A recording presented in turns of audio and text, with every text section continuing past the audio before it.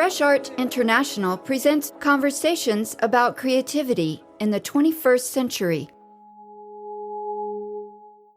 Good morning. This is Kathy Bird from Fresh Art International. We're coming to you live from Jolt Radio in Miami, Florida. I'm really pleased to share this day with you and special guests that we have in the studio today. If you don't know me yet, a podcaster and curator who's been producing a series of recorded conversations about contemporary creativity since 2011. And last fall, I began working with Jolt Radio to bring you this weekly live show. And today, I am going to be talking about contemporary portraiture, in particular, Black portraiture. My guest will be Fahamu Pecou, an artist and scholar based in Atlanta, as well as curator Shantrelle Lewis, based in Philadelphia, and Kia Dyson, who's based in Miami these days. To set the stage for our conversations in the studio, I want to share with you a podcast episode I recorded with Amy Sherald in Chicago last year. She is an artist based in Baltimore who has a show coming up next week in New York City during Armory Week with Moniquemeloche Gallery. Let's listen to the conversation I had with her last summer at a very poignant moment in the United States.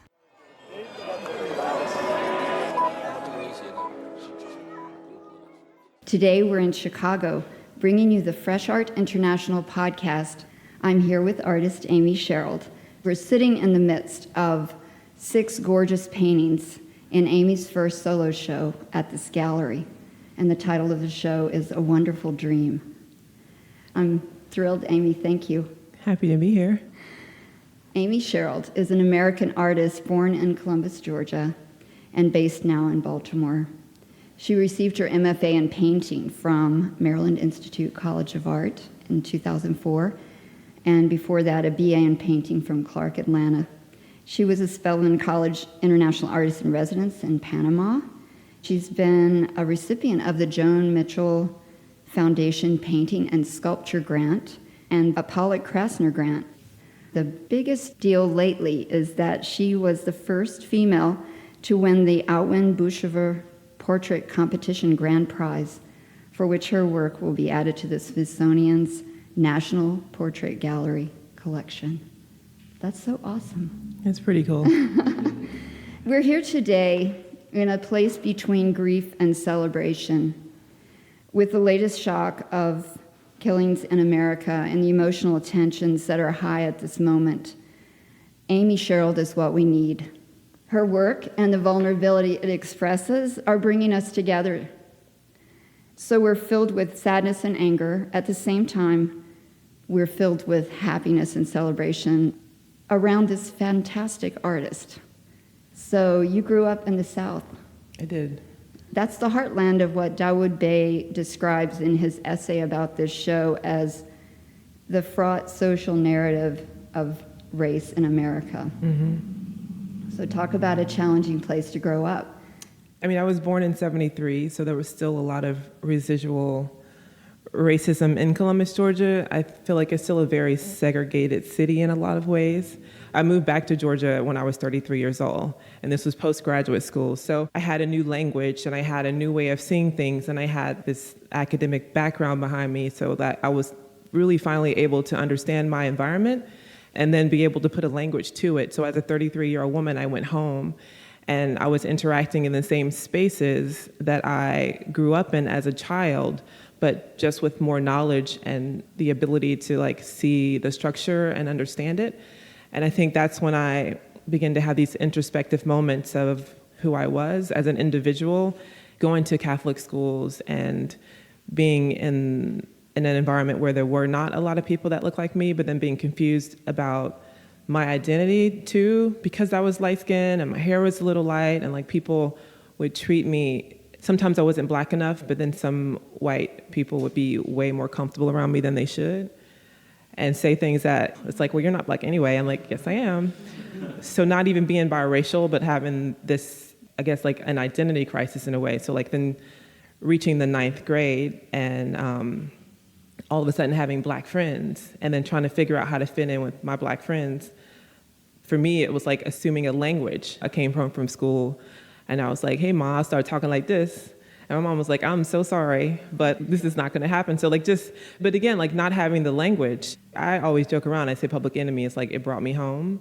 Being able to find some kind of identity within music and then rap music and then having relationships with people of color who obviously they looked like me, but that kind of brought me along. But I felt like I was really confused for my whole freshman year of high school because of that.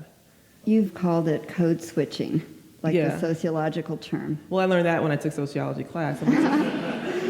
Yeah, isn't that funny how suddenly we learn what things are called? We've lived them our whole lives, and now we know what to call them. I mean, but it's something we all do. It's just, it's not special to me. It's something we all do. But sure. I feel like it's something specifically that Black people do. But then also, I've done workshops with young Hispanic men and young African American men where they sit down and talk about the commonalities that they have and what it means to have that, because it's a skill, and now it's a skill that would save your life.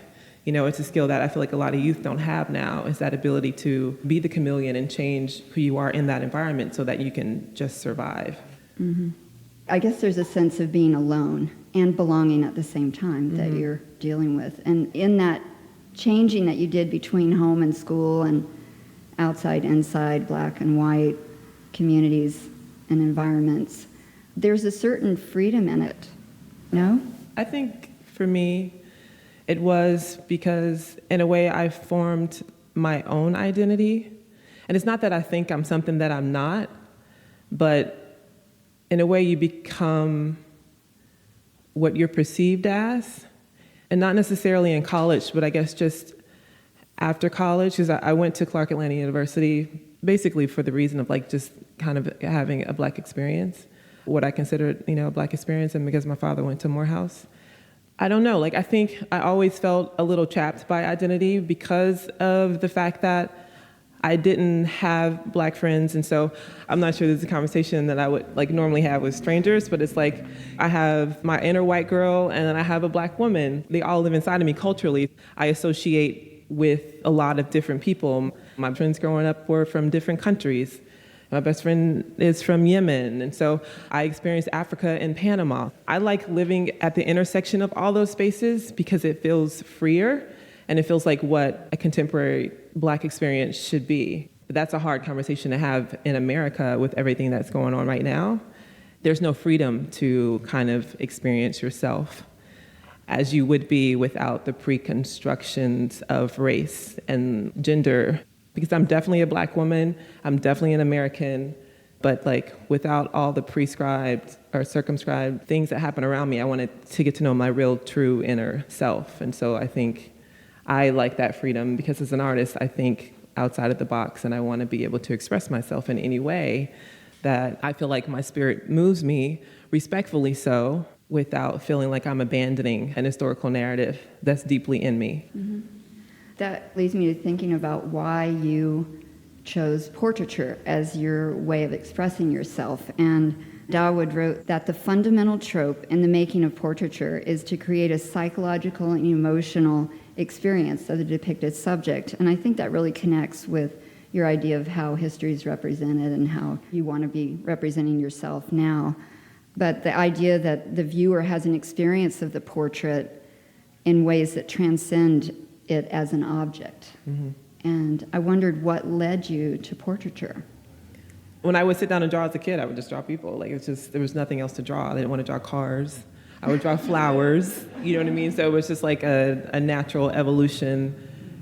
And the work that I looked at in encyclopedias, because that's what I was looking at, were images of people. For me, what being an artist meant was mastering this skill of being able to render a figure. And that was the ultimate goal. That's all I really knew. The fact that you're painting people and you're painting your people, but you've chosen to depict them with skin that's charcoal. excluding the idea of color as race was one idea you had to begin. Yeah. And how has that evolved? How has it evolved? Or is it still ever present? It's still, I mean, like all decisions that are made about my work are 100% aesthetic in the beginning. I didn't start with this conversation that I'm having, but in a way, it's a journal of me processing my life and living in this world.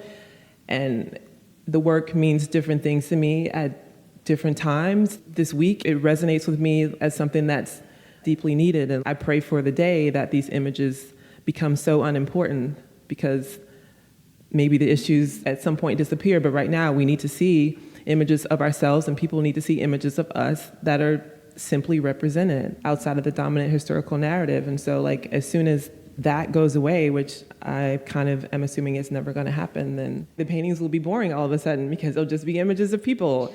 But now they mean so much because the Black body is politicized and it's making a statement.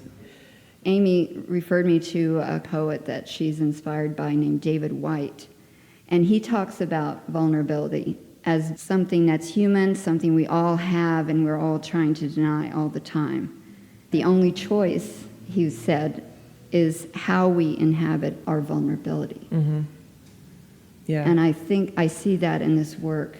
He talks about how everything is in conversation. He talks about building your identity on that frontier where you're connected to everything.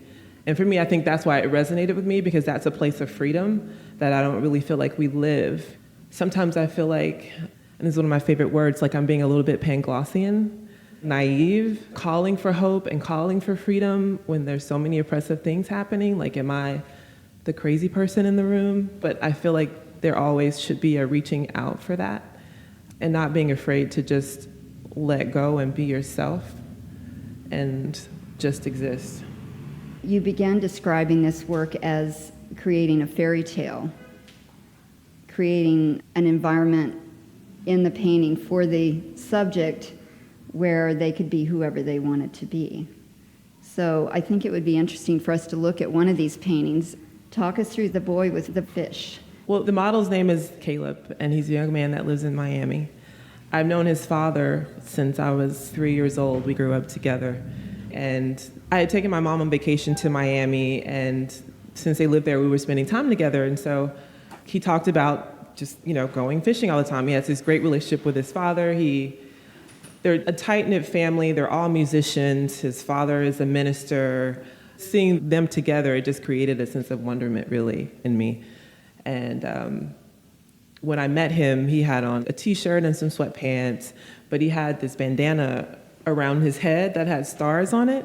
He's just so much of his own person. I think that's what it was. Like, he was just so much of his own person at 15 years old that I just had to paint him. Sometimes it's just that simple. I mean, the image resonates on many different levels, but for me, I fell in love with him and his spirit and what he represented. He's the epitome of everything that I think we aspire to be.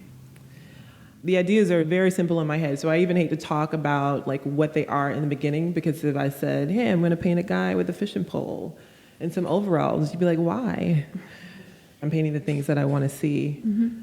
Well, I'm looking at this painting, I'm seeing that you can't tell where this boy is, that liminal space that you represent him in, as opposed to showing us a place or time in which he's situated. So talk about that liminal space that you represent.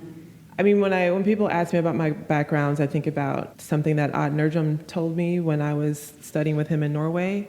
He talks about heliocentrism and he talks about geocentrism, and he's stretching the definition of them, but he says that heliocentric work is work that can exist in any time or space and still be relatable to whatever time that it's existing in. So I want them to be these eternal beings, these archetypes.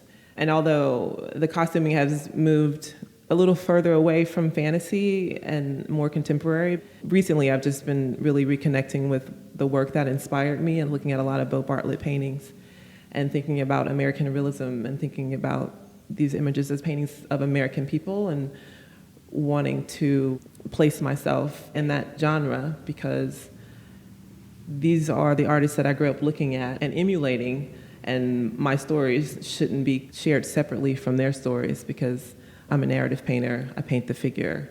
I paint Americans doing everyday, ordinary things. Amy's work makes me pose questions about where I stand on issues of race and vulnerability and why, and what can I do to make this world better. The question is how to make what Amy imagines become real, and how do we reshape a world in a way that makes it feel less toxic and more hopeful. And I'm wondering what you hope that viewers take away from seeing your work. A sense of wholeness. I mean, I appreciate the emails that I get from people who are not Black, who really look at the work and see themselves. I want them to leave with a sense of wholeness, but for me, because I live in a city that's full of such disparity, I'm painting these images in hopes that we can see ourselves in a different way. To be able to think freely and to imagine is a privilege in itself. I appreciate you, Amy, and all that you give with your art. Thank you for doing the podcast here.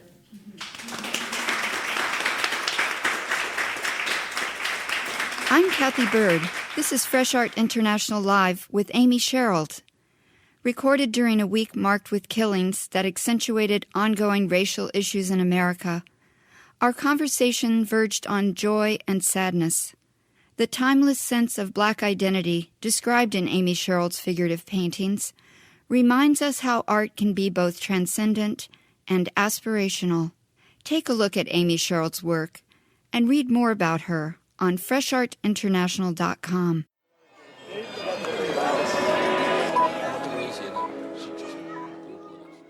Good morning. This is Kathy Bird, and you're on Fresh Art International. You were just listening to a conversation I recorded live with Amy Sherald in Chicago last summer. And Amy has a solo exhibition coming up in New York next week during Armory Week, which is an art fair week. She will be there in person, and you should stop by. It's on Rivington Street near the Lowe Museum. Today, we're talking about Black portraiture, and our next guest is calling in. Fahamu Pecou is an artist and scholar whose work combines observations on hip-hop, fine art, and popular culture. I've been following his work for years, and we actually have a podcast episode with him. He is very interested in Black masculinity and how the images of Black masculinity have impacted the reading and performance of that subject. I think he's calling in. He's on the air. Fahamu, good morning. Hey, good morning. How are you? I'm great. It's so great to hear your voice. Likewise. It's always a pleasure to speak with you. You have a lot going on right now. I thought it might be really interesting to start by talking about your interest in portraiture to begin with and self-portraiture in particular, like how that came to be. Sure. Well, I think my interest in portraiture really stems and extends from my upbringing in artwork. I began as a cartoonist, and a lot of my characters were inspired by sort of aspirational ways of being that I might have had as a teenager, things that I imagined myself being able to do, or places that I imagined myself being able to go. And so the characters that I created were really born out of that. But in terms of self-portraiture, that actually was not necessarily the direction that I saw myself moving into. But when I was, after graduating from college, I was, working really hard to get myself into, museums, into galleries and, art spaces. And I had been trying for years to get galleries to look at my work or to, include me in shows, and all the packages that I was sending out, I wasn't getting any response or getting any returns. And I began, by coming up with this marketing scheme as a way to kind of promote my work and to hopefully get my name in front of the gallerists and the curators and the art critics in a way that would make my name recognizable or memorable to them. And so I came up with this whole marketing campaign where I was, patterning myself after a rapper or a celebrity in the hip hop world. And So is this where you came to be Fahamu Pecou the shit? yes, that's exactly. I wasn't sure if I could say it on I on think the we air should now. say it. I think we should just say it. But yeah, so the Fahamu Pecou the shit really, Fahamu Pecou the shit campaign came out of that, and it came out of a desire really to just get my name out there. The thinking was, maybe somebody would see this campaign and be inspired by it or moved by it, and when my package came across their desk, they'd be like, "Oh, this is that guy. Let me see what this is about." But in creating that campaign, I, created this character who represented these ideas of celebrity and these ideas that we found in hip hop culture. And this was inspired by my work in the hip hop industry as a graphic designer and designing collateral and marketing materials for various rappers and rap labels, and thinking, what would happen if somebody marketed a visual artist the same way we do a rapper? Would it have the same impact? Would people respond to it the same? And so that was really how I, in many ways, stumbled into, self-portraiture. But I always have to qualify that as well when I talk about my work, because even though I use myself as a model and as a subject, the work is not about me. It's not self-portraits in that sense. It's really me portraying various characters and various ideas and ideals around Black masculinity as a means of unpacking them and as a means of, exploring what they mean and how they dictate or navigate the world that we live in. Well, I think that's a really interesting topic today in particular. And I'm thinking about one of the videos that you created where you communicated your concerns or interest in portraying a different kind of image or different idea of male Blackness. And it was that All That Glitters. Tell me about, I want to listen to a few minutes of it, but before we listen, let's talk about what you're trying to say in that piece. Sure. All That Glitters Ain't Goals really came out of looking at this question that I attempt to raise in my work, which is, how do we define Black masculinity? How do we model Black masculinity? And how does it impact young Black men and those who aren't living the experience of being Black and male? How do the images that are perpetuated in the media, how do they inform and how do they lead to our perceptions and perspectives about Black masculinity? And one of the things that was really interesting to me is the model of Black masculinity often centers around the space of hip hop. And we have these young men who oftentimes come from places of Black who are suddenly inundated with success and recognition and notoriety and money and all these things that come with it and all the trappings that come with it. And we play these things out in the media as if, there are morality tales. We question and we challenge and we critique and we criticize these young men for being boys, essentially, who have been given access to a whole lot.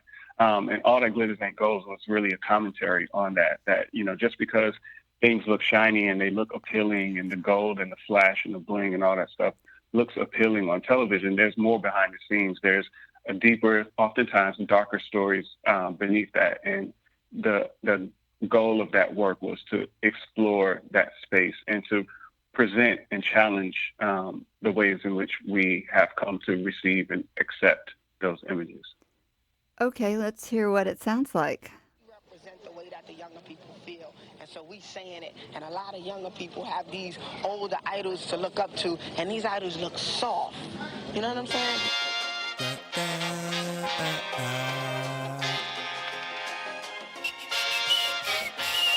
Whistling on the niggas.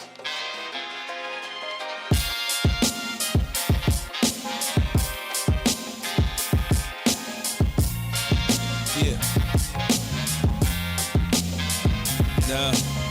When it comes to airtime, they ain't got no spare time. Unless you got a pretty penny or a fair dime.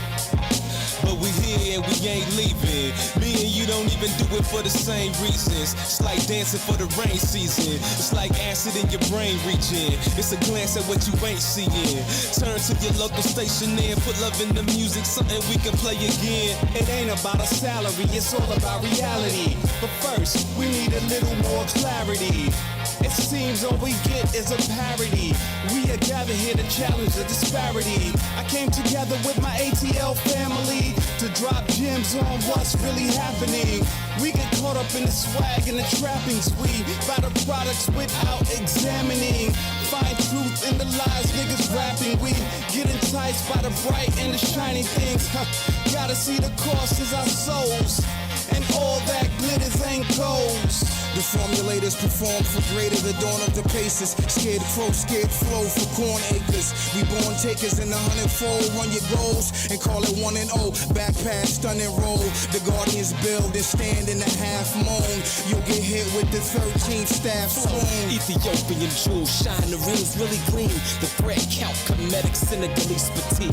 I try to need what I want, even want what I need. Align my goals and missions and cherish my seeds. This transmission is automatic, not built for speed. Just luxury in a G-ride, rotisserie. Minus the gimmicky, finicky, fake fuck shit, slow roll show host. I'm so not to be fucked with. Show off, you know boss. Slow soft, you're so soft. A symptom like a cold cough. Sickening to see, crippling to seeds. Blinding with your material items. Deciding it's your lane that they're riding in. Early death at the end of that. They're early in defending traps. Pitfalls they rendered lacking the essential self-hope. So I pick up a pencil and help folks. So what your motive is? Notice this, notices. Declarations to correct the nation. No hesitation. Time the world cold like a shoulder. Attitude polar, but my latitude more solar. Can't ignore it like cavities in your molar. The apprentice think he got more pull than the dentist. More jewels than Linux when niggas always want a pop tag. Try to prove to the next man that he got swag. Brothers lost though, can't find shit. And the climate reminds him that he's not that. As it all comes tumbling down, you must bow. The crown never made you a king, nigga, is how you react when you're back against the wall. Either you fly or you fall. It ain't all about the surface, wanna ball, you better learn this. It's urgent, the clock tick. Talk non-stop, keep it regal, you forgot. It ain't all about that rock. I'm draped in glitter, staking my claim. Storm clouds at the house, but I'm making it rain. This video lifestyle infiltrated my brain. When the director yells shoot, I'll pull out and take aim. And I affect the young ones and older dumb ones. So far from where I... Well, that was Fahamu Pecou's All That Glitters Ain't Goals. Thank you for sharing that. I did say you're a scholar, Fahamu, but I didn't mention you're at the edge of your PhD. You're going through this study at the Institute of Liberal Arts at Emory University. When we talked, you weren't like really fusing your work with it was connected, but not so fused with Black Lives Matters. But this whole show seems to be this do or die affect, ritual, and resistance seems highly connected to what's going on in the world right now. Yes, that's correct. In fact, the exhibition came about as a result of an invitation from the Halsey Institute of Contemporary Art in Charleston. I had met the director, Mark Sloan, about a year and a half before, and we had talked about, the possibility of me doing a show at the Halsey, and to quote Mark, when the time was right. And a few months later, I got a package in the mail from the Halsey Institute one day. And when I opened the envelope, inside was a copy of the Post-Courier, which is the local newspaper to Charleston, South Carolina. And on the front page was the story about Walter Scott, the black man who was shot in the back by a police officer. I believe his name was Michael Slager. And attached to the newspaper was a sticky note that just said, "It's time for you." And that was the beginning of that, the project Do or Die. And at the onset, I, took that invitation really seriously, and the implications of the narrative of Walter Scott's death, and that having been in a long line of shootings, police-involved shootings of unarmed Black men, and really began to think about how through my work I might be able to not just comment on these tragedies, but how I might use my work to elevate us and move us beyond them, so that we're not fixated on the trauma, that we're not fixated on the tragedy of it, but that we can see ourselves as being empowered to be active and to take action, and to resist that spectacle of death that we've been so acculturated to and bombarded with.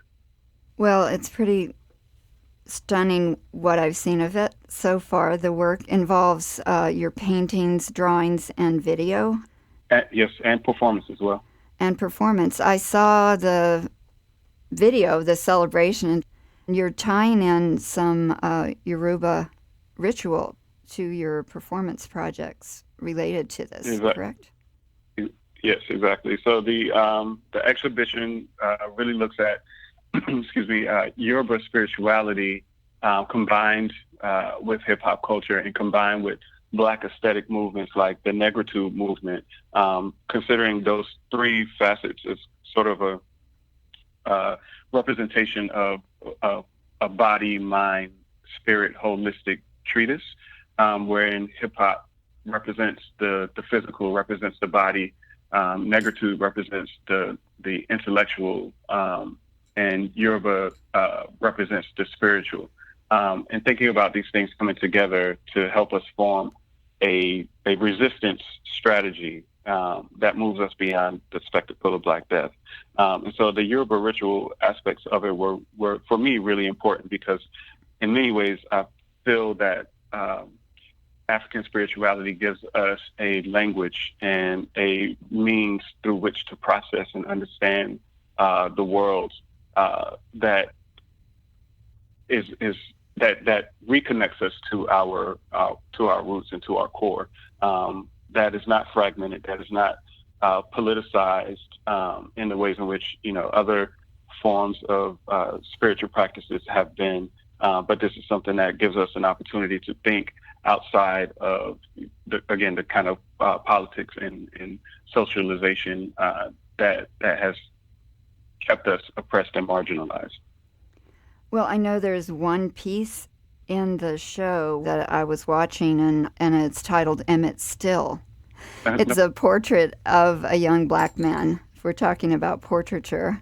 Mm-hmm. Yes, Emmett Still is a story that really attempts to put the viewer in the shoes of a young Black man, just going through his day-to-day life. And, as evidenced in many of these tragedies, something as simple as a walk to the store could result in death for many Black men. Just simply a casual run-in with a police officer could be a life or death situation. And I wanted to represent that in the film, to really make it not just something that we think about in theory, but to actually activate that space and to put us again in that position where we can see how quickly something can escalate into a tragedy. Well, let's hear a little excerpt of that before we talk about this larger topic of portraiture with Shantrelle. Okay.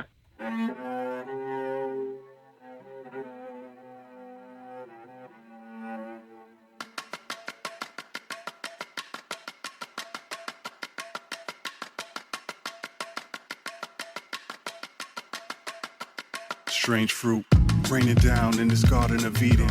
Eating premature, it's the love that we needed.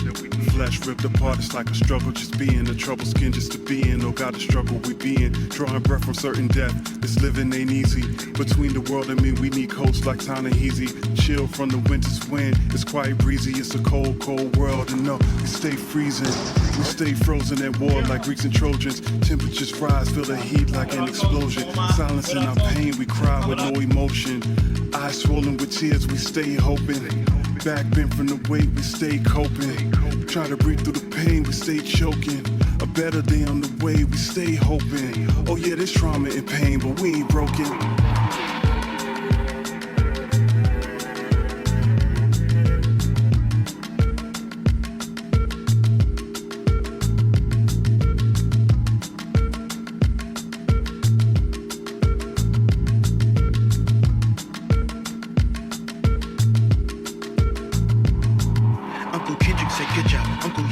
get ya. Uncle Sam's gonna go get ya, so we go police to get ya. But oh my God, we're still preaching to the fire. But who would ever know? We got devils in the choir. Like oh my God, we're still preaching to the fire. But who would ever know? We got devils in the choir. Niggas, like I'm alive, my niggas. Look, I survive, my niggas. This ain't no job, my niggas. It's time to pay up the pecos, niggas. My freedom paper signed by Obama, my mama, Master and Jesus, niggas. Chicken Georgia made to Georgia and Kunta brought me to Kansas and Rosa let down the roses to sing along in my seance. To hide me from my people was to put it in the book, so we book it to Booker T when they threw the book at us. Don't judge a book by its cover, but the story that it gathers. This all in my native tongue, so it's weird the content, including my family name. Like America, I'm through with ya. It's the true name my mama gave me, Young Georgia.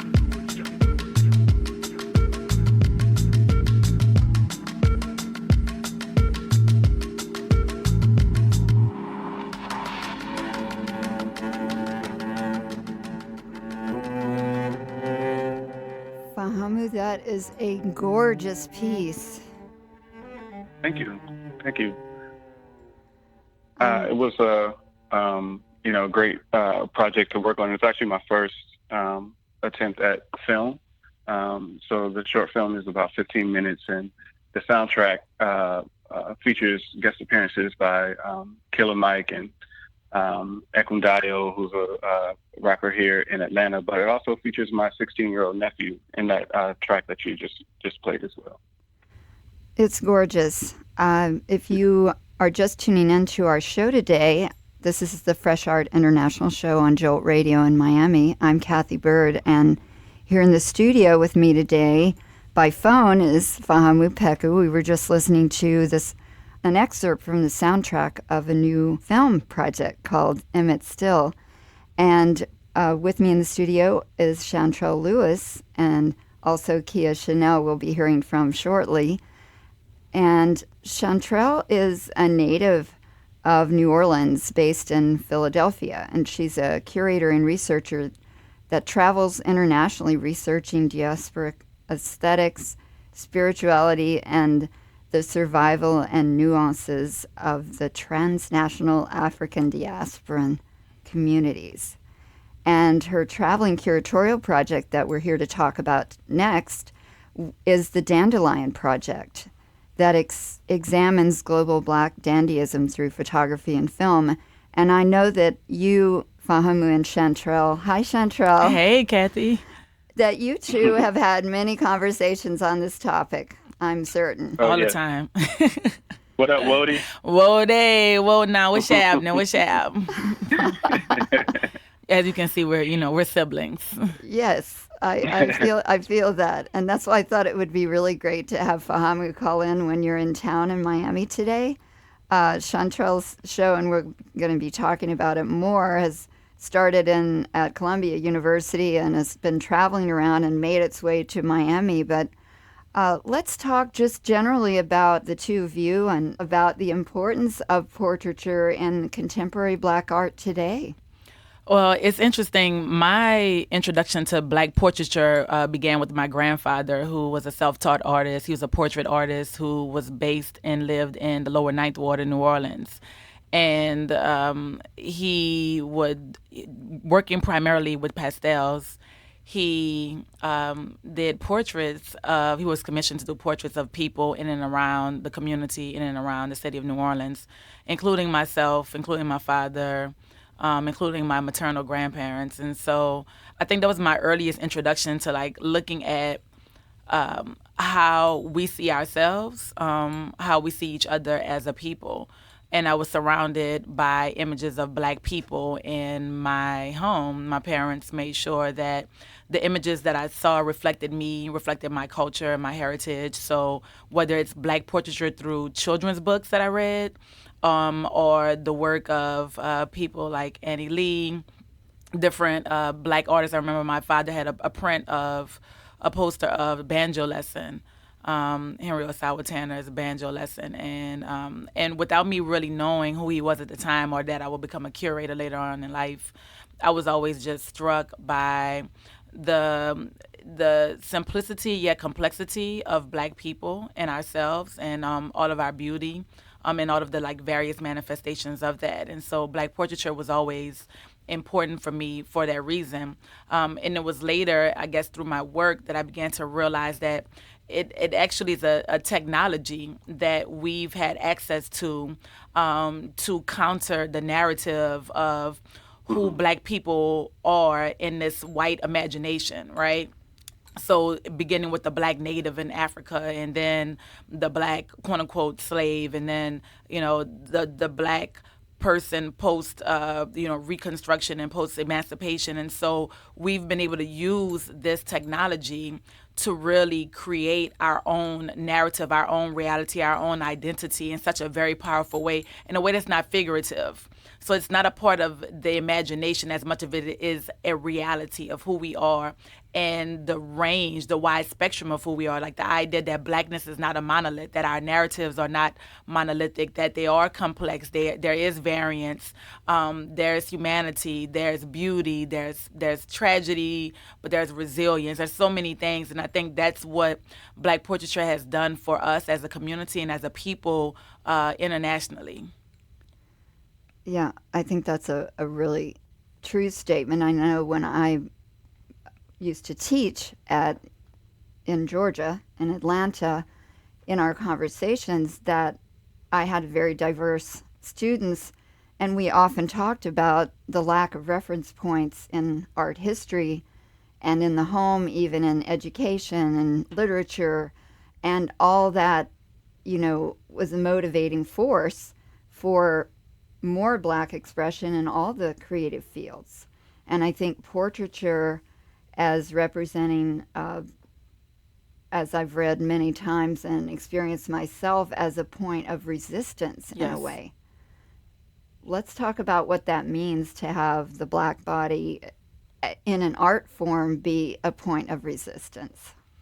I think it's so interesting when we really look at the body as a site of resistance, particularly when there's agency there. And that's one of the reasons why I think Fahamu's work is so powerful, that it is self-portraiture, and he's always centering his body within his work, because it's his Black body that goes out into the world. So whether he's in a grocery store with his family, or if he's on one of his, many international excursions, people are contending and interacting with his Black body. So they see this young Black man. They're not reading Fahamu Pecou, Dr. Fahamu Pecou, right? They're not reading internationally renowned artist and scholar and father and husband and friend and brother and son, all of these different things. They're reading, all of the imagery that he talked about, all of the narratives. So like, oh, is he a rapper?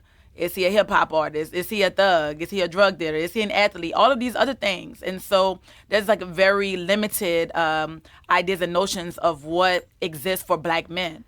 And so, when you use your body in that way to resist all of these narratives, so that you can't put me in this one small box, that is a form of resistance, a very powerful one that we have access to.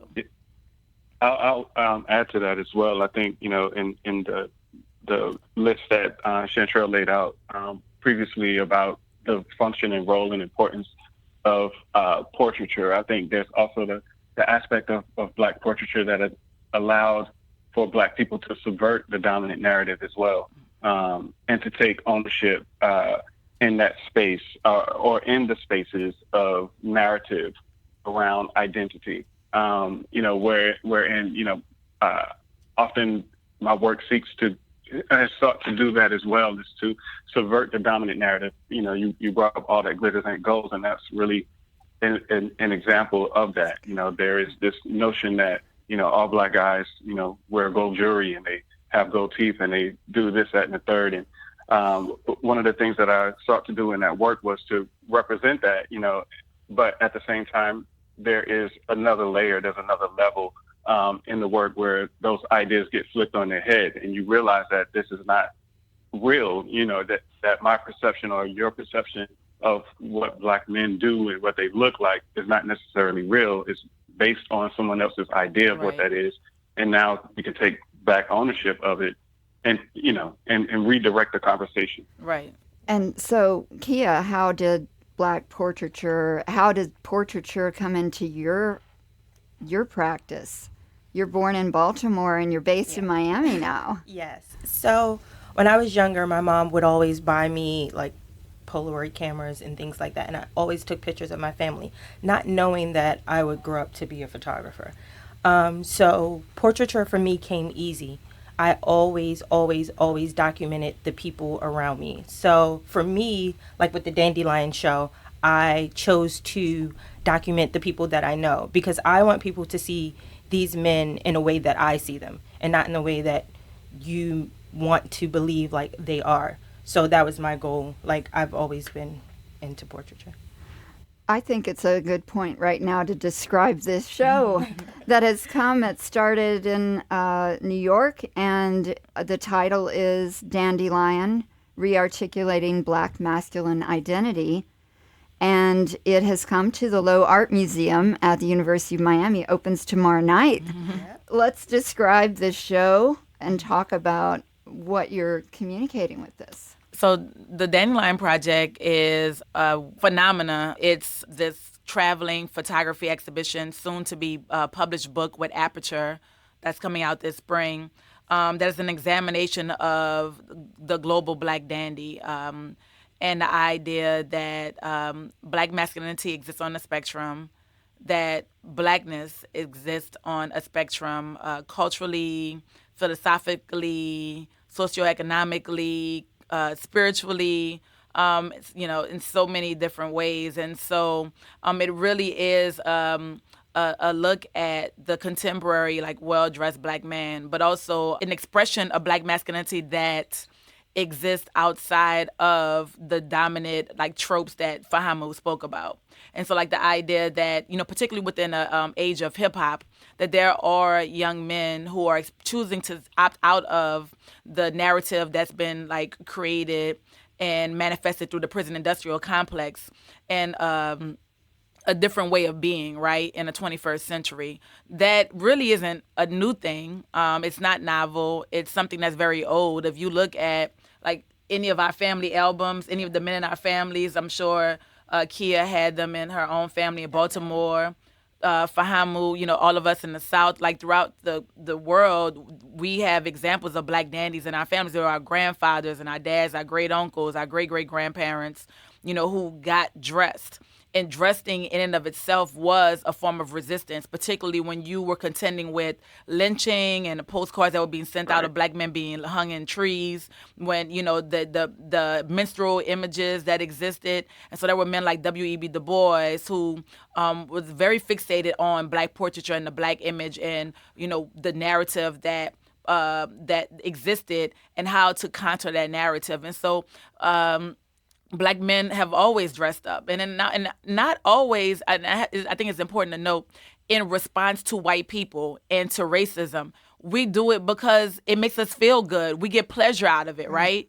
Like looking great for ourselves and for our communities. Like when people were dressing up in Harlem, it wasn't for an audience of white people. During the Harlem Renaissance, it was like they wanted to stunt. They were walking down the street with their furs on and their hats and their snakeskin shoes because it's a part of us as African people to express ourselves that way. It's a spiritual part of us, like the cloth is sacred to us. And so dressing up then also exists outside of this, like, I'm countering narratives, but like I just want to look good because I am fly, because I am dope, I am all of these things. Right. So there are over 20 artists and some filmmakers that are involved in the show, and I think it'd be great for you, Kia, to describe the piece that is like the poster piece almost. It's such a signature photograph. Let's describe what you're picturing there. Awesome. So the photograph that has become the quote-unquote poster piece for the show is a picture of my boyfriend. He is the quintessential like idea of dandy when it comes to like what I think of as a dandy. I've been documenting him for 7 years now. And just to watch, and I remember him being this guy who just worked at a retail establishment, and he would put on a suit every day. And it wasn't that type of retail establishment. I'm like, why are you dressing like that every day? And he's like, because why not? Right. Because why not? And I'm like, Feel you. So I began to just document his style, his growth, and everything. And now he's become this like amazing writer, an activist, and he just wears black T-shirts every day now. So that's his form of resistance. Like, I'm in this world of where people do wear suits every day, but I'm going to wear jeans and T-shirts every day because just like my suit, it was a form of resistance. Let's describe the photograph itself. Yeah. What would we see?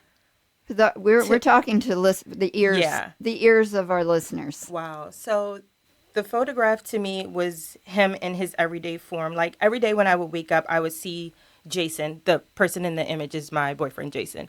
I would see him sitting on the couch with his feet up and a laptop in his lap writing. And so the image to me is like what I'm used to seeing of him. It's a side profile of him sitting with his legs out, hands crossed, just thinking. And like that was him every day. Very cool. I'm thinking that we're talking about what the portraiture looks like. Yeah. But I want to hear what it sounds like. We have a short excerpt of audio from the Black Dandy portrait film that was made by a filmmaker and photographer based in London, James Mikey and Sarah Shamsavari. It's a gorgeous piece to look at. It is in the show. Mm-hmm. It's fun to listen to the Black Dandies describing themselves.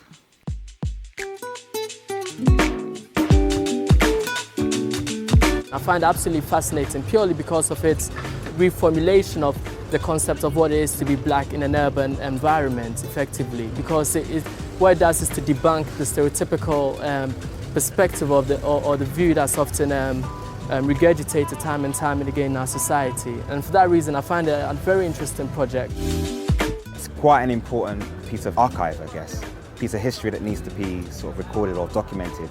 And so to be part of that is kind of an honor. I think it's important that we speak with our own voices and we're given a platform to share that. So for me, I think this project really is important. It feels very revolutionary, even though it's actually something which has always been there. We live in a multicultural society of London, for example, and there's people men who take pride in their clothing, and as well are amalgamating all the different styles that cross many, many different territories and heritage as well. It struck a chord with me because it's everything that I think is a part of me, for sure. This is also bringing in the traditional values of black masculinity, but also there's a lot of street style and there's a little bit of hip hop in there as well. And I think that mix is so evocative and so unique. I think it celebrates a part of African culture that isn't really highlighted in the media nowadays. My parents came over in the 1960s, and when they were asked to come over to work, there was a real sense of pride. Fashion for me is, I'm African as well. So living in Africa for 11 years, seeing the fashion over there, influences that's come from my father, my uncles. Seeing my dad standing in front of a shop with his hat to the side, looking really just proud of being where he was. And I don't know what that is, but I could really feel it from you, that his clothing presented it, his mannerism presented it, and there's something very, very powerful in the community when somebody dresses up and dresses with colour. Shaft in Africa played a major role. The whole kind of black exploitation music that came out in the 60s. I can say my influence would be more from like the rude boy scene, going back from like the 50s, the 40s, ska, rocksteady. So if you want to bring it a bit more British, you had the mod style when they used to ride the scooter bikes. They weren't riding the motorbikes, it was the scooters. There was just something a little bit more dandy about it.